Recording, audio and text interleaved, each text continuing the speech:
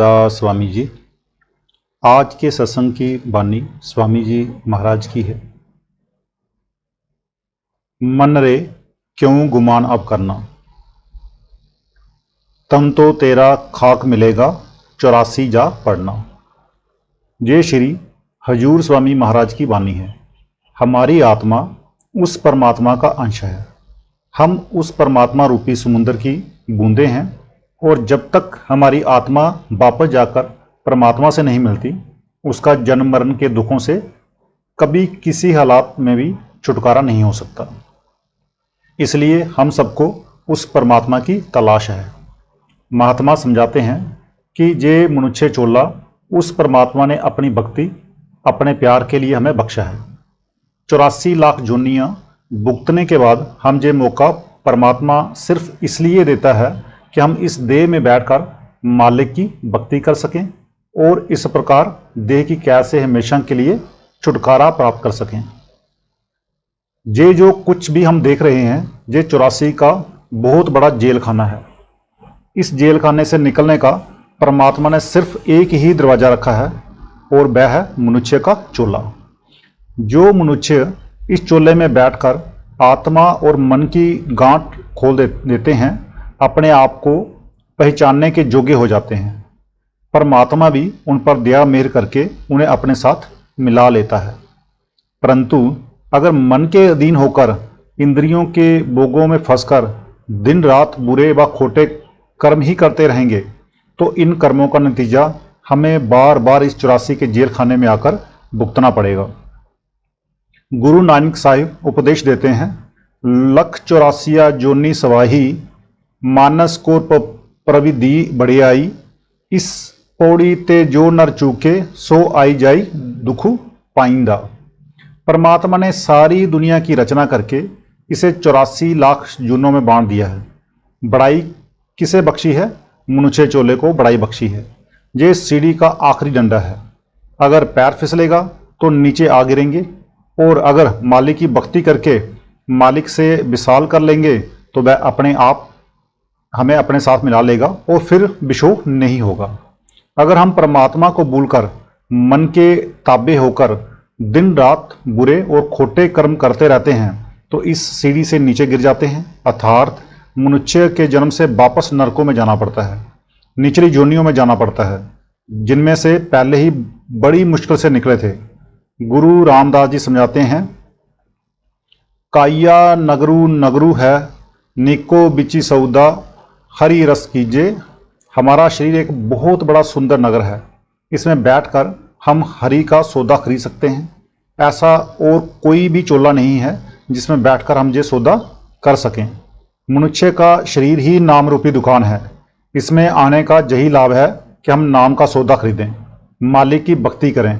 लेकिन हम दुनिया के जीव इस देह में बैठकर उस परमात्मा को भूल जाते हैं।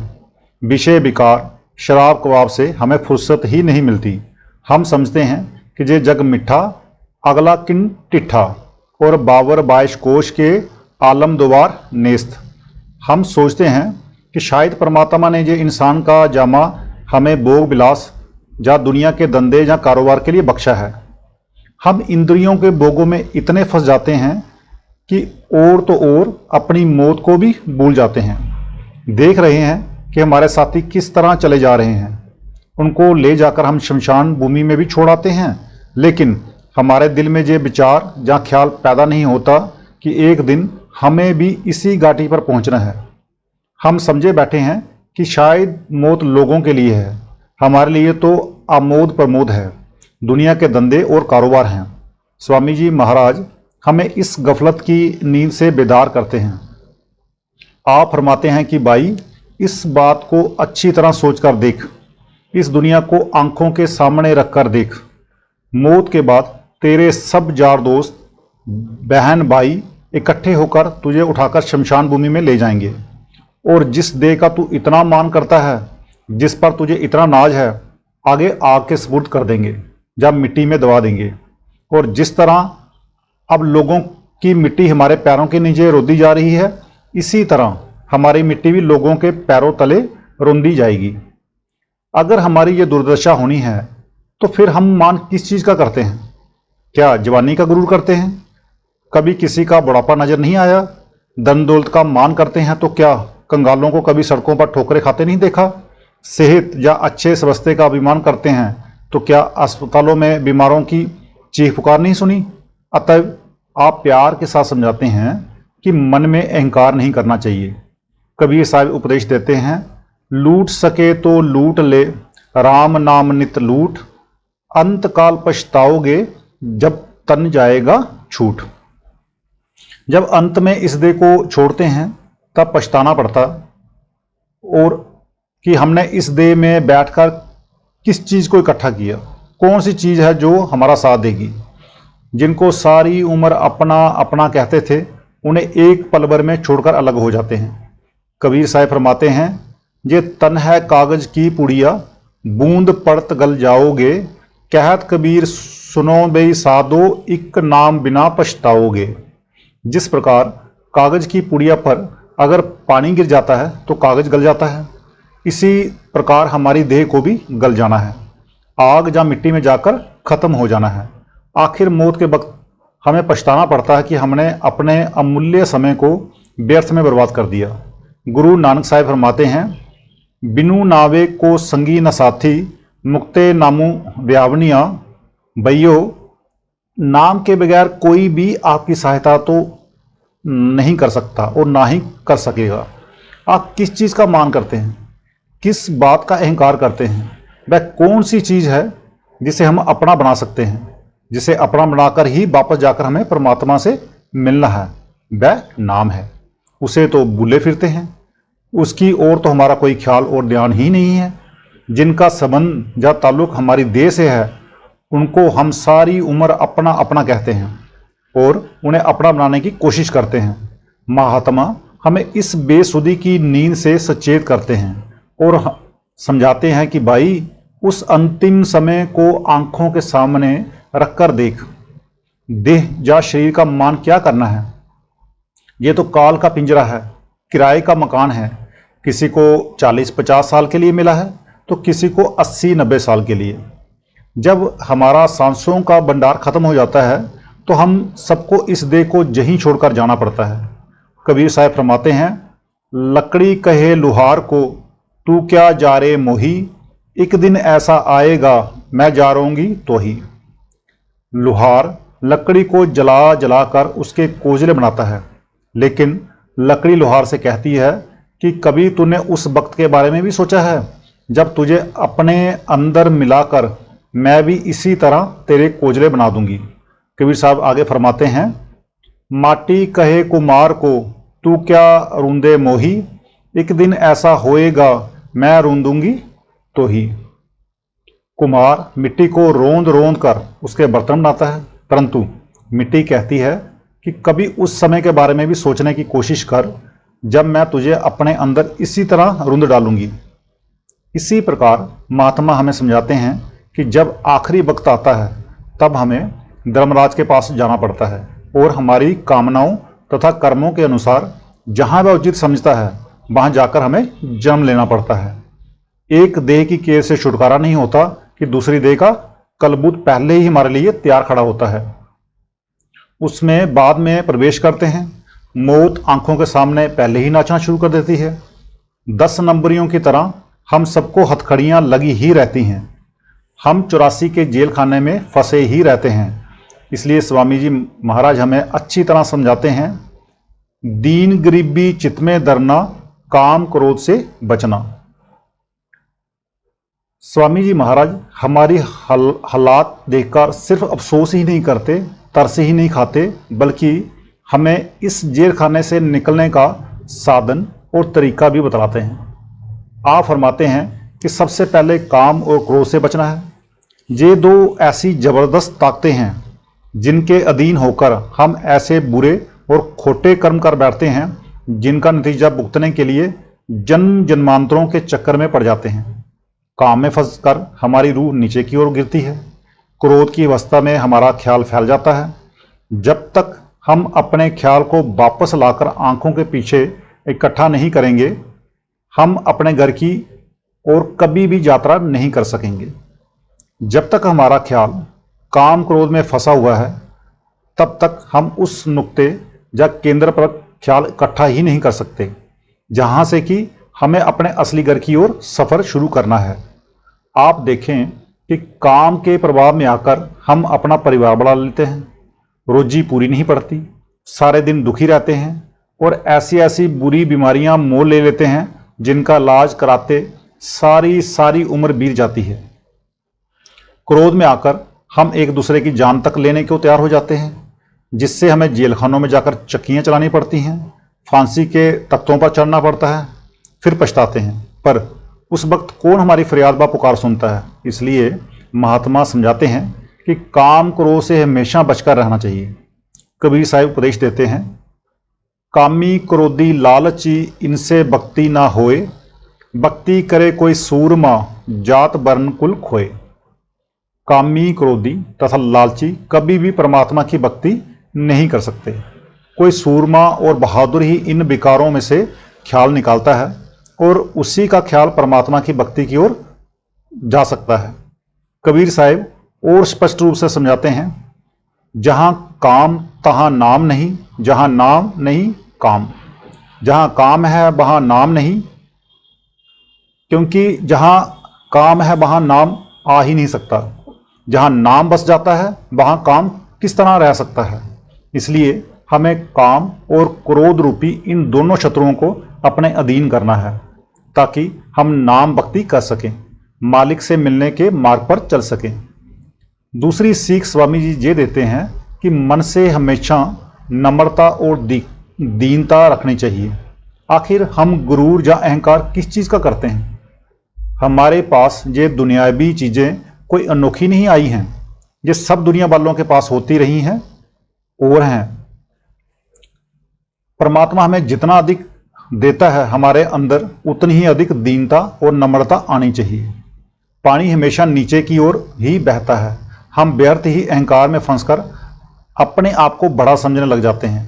संतों महात्माओं की वाणी, खासकर गुरु नानक साहिब की वाणी पढ़कर देखें कितनी नम्रता और दीनता से पूर्ण है। आप फरमाते हैं, कहू नानक हम नीच कर्मा, सरनी परे की राखू सूरमा। गुरु नानक साहिब इतने उच्च कोटि के महात्मा होकर, बल्कि खुद कुल मालिक होकर अपने आप को नीच कर्मा, दासन दास, लाला गोला कहकर वर्णन करते हैं। हजूर महाराज जी, बाबा सावन पाश जी महाराज अपने लिए कितने नम्रतापूर्ण शब्दों का प्रयोग करते थे। महात्मा स्वयं अपनी जिंदगी की मिसाल पेश करके हमें बताते हैं कि मन में कितनी नम्रता तथा आजीजी होनी चाहिए। कबीर साहिब फरमाते हैं, बुरा जो ढूंढन मैं गया, बुरा ना मिलया कोई, जब दिल खोजा आप ना मुझसे बुरा ना कोई। जब अपने अंदर खोज की तो पता लगा कि दुनिया में हमसे बुरा कोई नहीं। फिर फरमाते हैं, कबीर सब ते हम बुरे, हम तज भले सब कोई, जिन ऐसा कर बूझया मीत हमारा सोई। ये स्वाभाविक है कि जो मनुष्य अपने आप को नीचा समझेगा तथा अपनी त्रुटियों को देखेगा, वही उन्हें दूर करने की कोशिश भी करेगा। जो सारी उम्र दुनिया को ही बुरा तथा छोटा समझता है और अपने आप को अच्छा और बड़ा समझता रहता है, वह अपने दोष या नुक्स किस तरह दूर कर सकता है। उसके नुक्स तो और भी बड़े हो जाते हैं।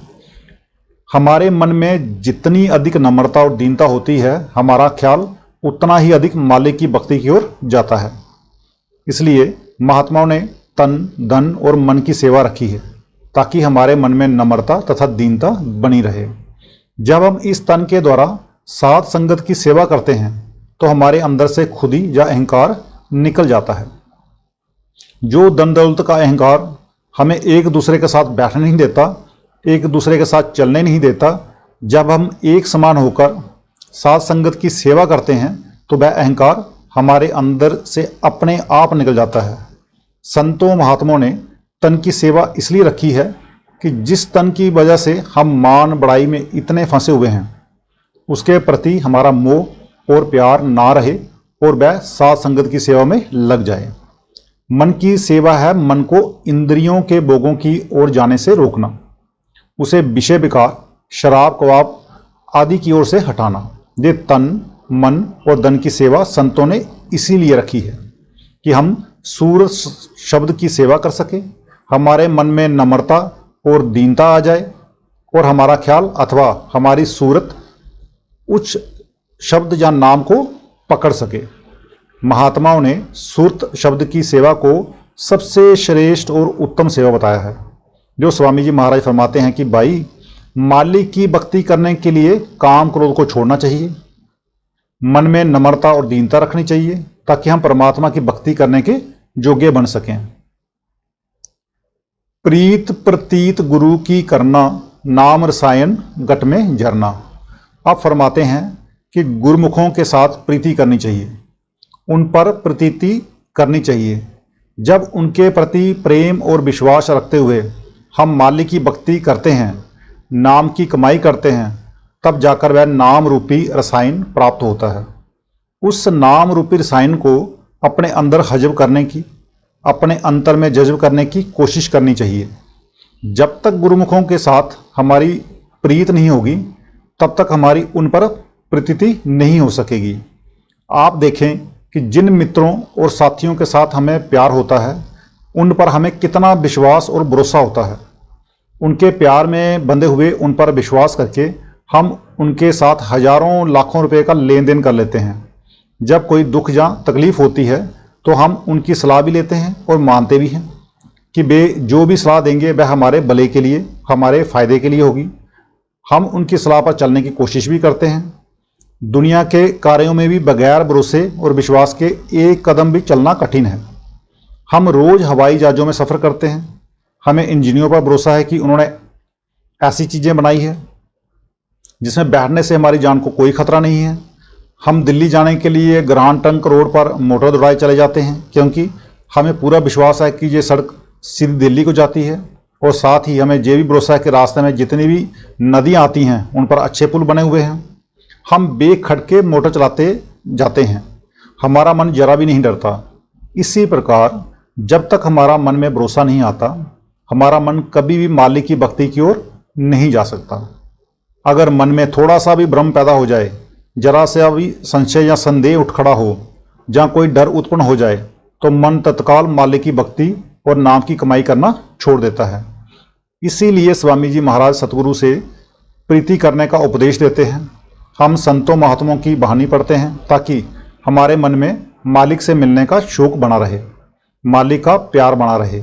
हम संतों महात्माओं का सत्संग सुनते हैं ताकि हमारा उन पर विश्वास बना रहे, हमारे अंतर में उनके लिए प्यार उत्पन्न हो और हमारा मन उनके आदेश के अनुसार नाम का अभ्यास करना में लगा रहे। फिर स्वामी जी महाराज फरमाते हैं कि प्रीति और प्रीति के साथ जब हम नाम की कमाई करते हैं तो उसके फलस्वरूप मालिक की ओर से मिलने वाली बख्शीश को हमें अपने अंदर ही हजम करने की कोशिश करनी चाहिए। उसे कोड़ियों की तरह उछालते नहीं फिरना चाहिए। लोगों को लड़के लड़कियां देना नहीं शुरू कर देना चाहिए। जो कुछ परमात्मा ने दिया है उसे अहंकार में आकर या मान बड़ाई की भावना के वश में होकर व्यर्थ नष्ट नहीं करना है। उस दौलत को हम जितना अधिक संभाल कर रखेंगे, परमात्मा हम पर उतनी ही और बख्शीश तथा दया करेगा। अगर बेटा मेहनत करता है और अपनी कमाई को संभाल कर रखता है तो बाप खुश होकर उसे और अधिक दौलत दे देता है। परंतु जो बेटा कमाई नहीं करता और बाप की जायदाद को उजाड़ता है, बाप उसे कभी कुछ नहीं देता। जब तक पुत्र कीमती वस्तु को संभालने के योग्य नहीं बनता, तब तक पिता कभी भी अपनी संपदा पुत्र के हवाले नहीं करता। इसीलिए स्वामी महाराज समझाते हैं कि अगर मालिक को दया मेहर करनी है तो वह जरूर करेगा, परंतु हमें उस बख्शीश को हजम करने के योग्य बनना चाहिए। गुरु अमरदास जी भी यही उपदेश देते हैं। पारखियां बत्थू संभाली लई गुरु सोजी होई, कि जिन्हें इस वस्तु की परख होती है वे इस दौलत को बहुत संभाल कर रखते हैं। हम दिन भर में थोड़ा ही कमाते हों पर उसे जोड़ कर रख लें तो धीरे धीरे हमारे पास काफ़ी बड़ी पूंजी जमा हो जाएगी। इसके विपरीत अगर हम दिन भर की कमाई शाम को जाया कर देते हैं तो हमारी सारी मेहनत ही फजूल चली जाती है। इसीलिए महात्मा समझाते हैं कि दुनिया की मान बड़ाई में फंस कर या लोगों से मत्थे टिकवा कर परमात्मा की दी हुई दौलत को व्यर्थ नहीं खो बैठना चाहिए।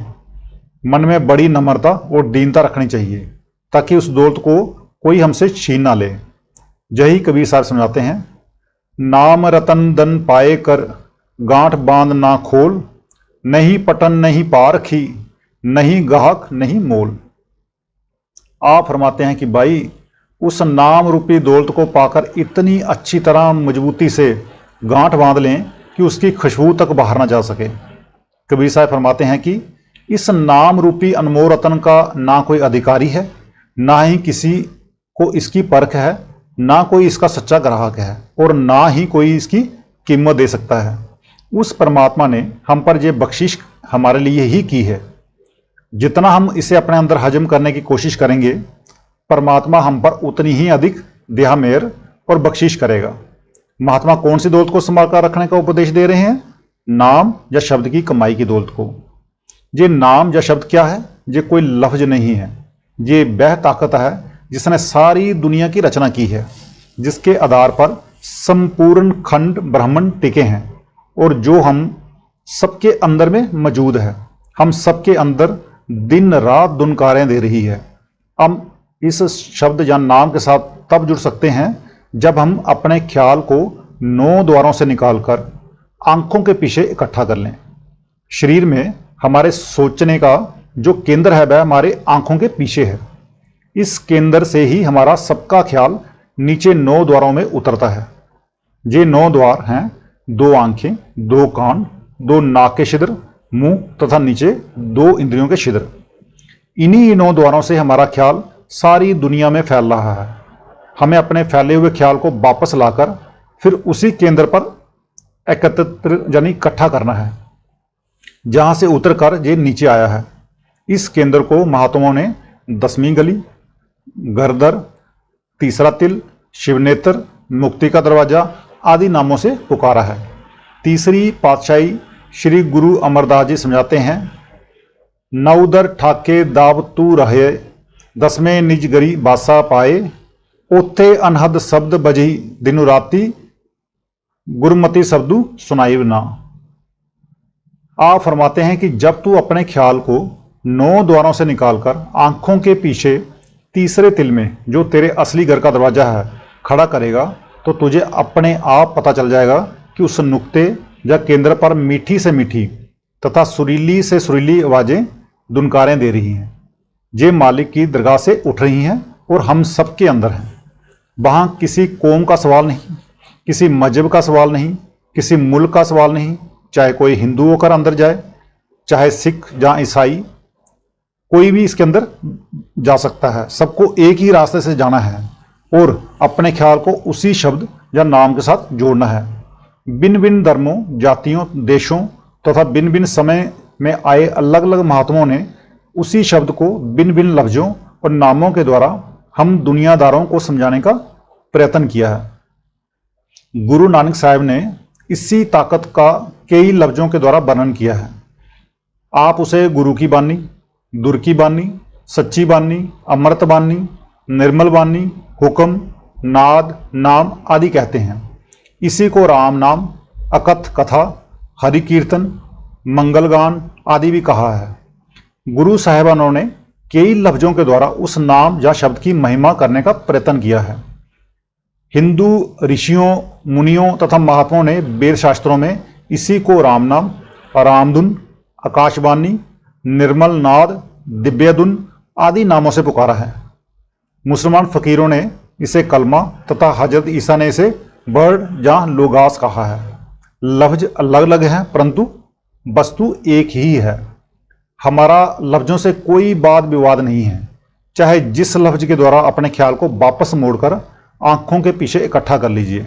हमारा असली उद्देश्य तो अपने ख्याल को सच्चे शब्द या सच्चे नाम के साथ जोड़ना है।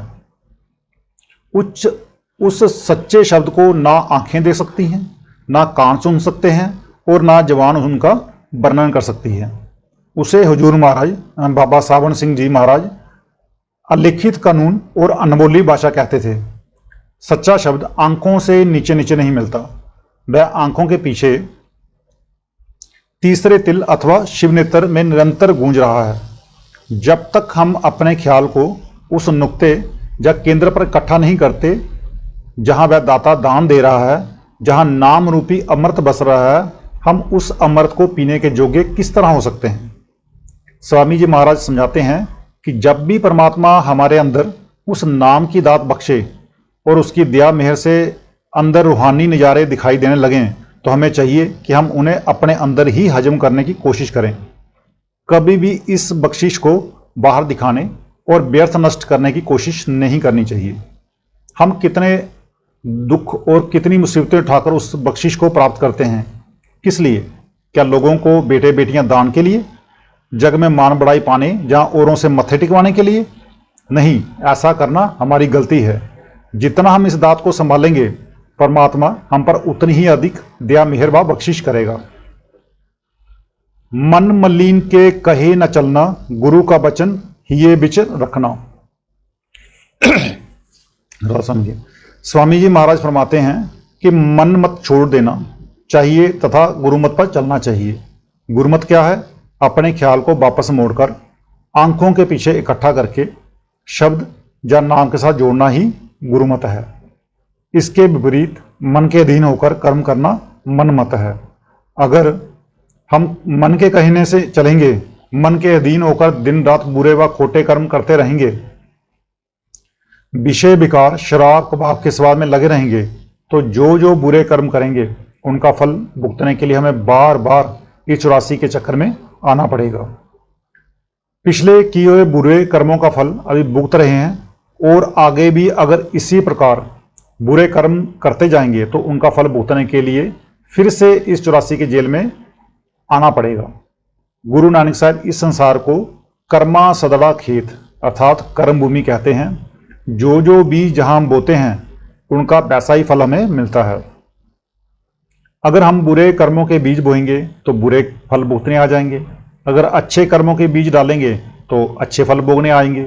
ना अच्छे कर्म हमें इस देश के बंधनों से मुक्त करवा सकते हैं, ना बुरे कर्म। बुरे कर्म के नतीजे के रूप में नरक और 84 तैयार है ही। अगर नेक कर्म करेंगे तो क्या नतीजा होगा? सेठ साहूकार बनकर आ जाएंगे, राजा महाराजा बनकर आ जाएंगे, कौमों मजहबों या मुल्कों की हुकूमत प्राप्त हो जाएगी, लोहे की बेड़ियां उतरकर सोने की चढ़ जाएंगी, सी श्रेणी से बच जाएंगे, ए श्रेणी प्राप्त कर लेंगे। परंतु सी श्रेणी हो या ए श्रेणी, कैदी तो कैदी ही है। अगर बहुत ही अच्छे कर्म होंगे तो ज़्यादा से ज़्यादा हम स्वर्गों बैकुंठों में पहुंच जाएंगे, परंतु ये भी भोग जोनियाँ ही हैं, निश्चित समय अथवा खास म्याद के लिए ही हैं।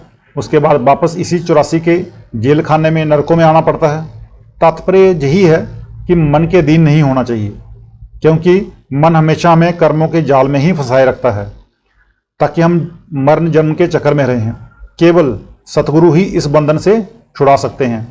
गुरु नानक साहब उपदेश देते हैं, सतगुरु है बोहिथा शब्दी लंगा बनहारू। हमें उस शब्द रूपी जहाज में सवार होना है जिसके मल्ला सतगुरु होते हैं। सतगुरु हमेशा शब्द और नाम का ही बेड़ा लेकर आते हैं, शब्द और नाम का ही होका देते हैं और वापस जाकर शब्द या नाम में ही समा जाते हैं। गुरु तेग बहादुर जी बड़ा सुंदर दृष्टांत देकर समझाते हैं कि जिस प्रकार मल्ला नाव लेकर नदी के किनारे खड़ा होकर पुकारता है कि जिसे भी नदी की लहरों से बचकर पार जाना है वह मेरी नाव में आकर बैठ जाए। जो भाग्यशाली सज्जन उस नाव में बैठ जाते हैं वे नदी की लहरों से बचकर नदी के दूसरे किनारे पर पहुंच जाते हैं, परंतु जो उस नाव में पैर ही नहीं रखते वे इसी किनारे रह जाते हैं। इसी तरह सतगुरु नाम का बेड़ा लेकर आते हैं। जो लोग उनका उपदेश मानकर उनके कहने के अनुसार शब्द या नाम की कमाई करते हैं वे हमेशा के लिए भव सागर से पार हो जाते हैं। गुरु रामदास जी बड़ी अच्छी तरह समझाते हैं, राम नाम है ज्योति सवाई तत्व गुरुमति काड़ी ले जय। आप फरमाते हैं कि राम नाम की ज्योति आप सबके अंदर आंखों के पीछे तीसरे तिल में जल रही है, लेकिन जब तक आप गुरुमुख अथवा सतगुरु के मत पर नहीं चलते कभी भी उस ज्योत के दर्शन नहीं कर सकते, और जब तक उस ज्योत के दर्शन नहीं करते किसी भी तरह मुक्ति प्राप्त नहीं हो सकती। गुरुमत क्या है? आप फरमाते हैं, 9 दरवाजे 9 दर फीके, रसु अमृतु दसवें चोईजे। गुरुमत अथवा संतों का मत यह है कि जब तक मनुष्य का ख्याल आंखों से नीचे है, जब तक मनुष्य इंद्रियों के भोगों में फंसा हुआ है, विषय विकार, शराब कबाब आदि के स्वादों में भटक रहा है, तब तक वह संतों के मार्ग से बहुत दूर है। जब हम अपने ख्याल को